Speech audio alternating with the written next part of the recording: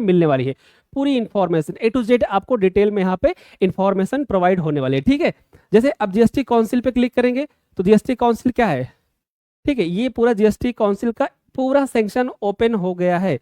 GST कैसे amend हुआ था, कैसे बना था, किस तरीके से बना था, ये सारी डिटेल यहाँ पे क्या हो गई है, ओपन हो गई है। क्लियर। जैसे अभी आप दिखा ना, in order to amendment the constitution to the enable introduction of GST the constitution 122 122वां अमेंडमेंट होने के बाद तब जीएसटी बना था, ठीक है। और कब बिल कौन सा पारित हुआ था, 2014, मतलब कि ये 122वां संविधान संशोधन 2014 में हुआ था। उसके बाद जीएसटी का प्रोसेस स्टार्ट हुआ था। क्लियर। वैसे तो जीएसटी का प्रोसेस स्टार्ट हुआ था सन 2000 में, जो अटल बिहारी वाजपेयी की सरकार थी तभी से। क्लियर। तो इस तरीके से आपको कोई भी डिटेल जीएसटी के बारे में जानना है, जीएसटी के बारे में समझना है तो आप यहां से समझ सकते हैं। ओके। जीएसटी पोर्टल पूरी तरीके से देखने की बात कर रहा हूं मैं कि कैसे आप जीएसटी के बारे में डिटेल जानकारी ले सकते हैं और अच्छी जानकारी आप जीएसटी के बारे में ले सकते हैं। ओके, चलिए, तो ये हो गया आपका पोर्टल, आप यहाँ पे देख सकते हैं।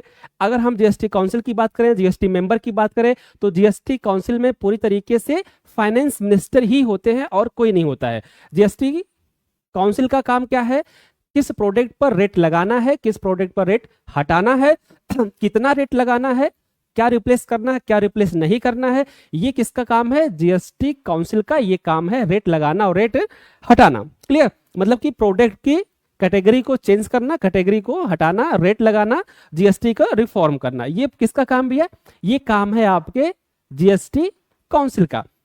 अब अगर हम बात करें मोटा मोटा तो जीएसटी काउंसिल में कौन कौन से मेंबर होते हैं, तो जीएसटी काउंसिल में फाइनेंस मिनिस्टर होते हैं, ठीक है। जीएसटी काउंसिल में टोटल फाइनेंस मिनिस्टर होते हैं, स्टेट और सेंट्रल के मिला के। तो सेंट्रल का जो फाइनेंस मिनिस्टर होता है वो ऑटो मोड में जीएसटी काउंसिल का क्या होता है, प्रेसिडेंट होता है। कुछ ऐसे पोस्ट होते हैं, कुछ ऐसे पोस्ट होते हैं जो ऑटो मोड में चलते हैं, जैसे नीति आयोग, जो पहले योजना आयोग था, नीति आयोग का अध्यक्ष कौन होता है, प्रधानमंत्री। ऑटो मोड है ये, वहां पे कोई चुना नहीं जाता है, कोई भी प्रधानमंत्री होगा वो नीति आयोग का अध्यक्ष हो जाएगा, ठीक है। उसी तरीके से जीएसटी का प्रेसिडेंट कौन होगा, जो फाइनेंस मिनिस्टर होगा। अभी निर्मला सीतारमण है फाइनेंस मिनिस्टर, कल के जैसे ही वो चेंज हो जाएंगे, कोई और आ जाएगा फाइनेंस मिनिस्टर में, तो वो यहाँ पे जीएसटी का प्रेसिडेंट हो जाएगा। क्लियर। ये ऑटो मोड में है।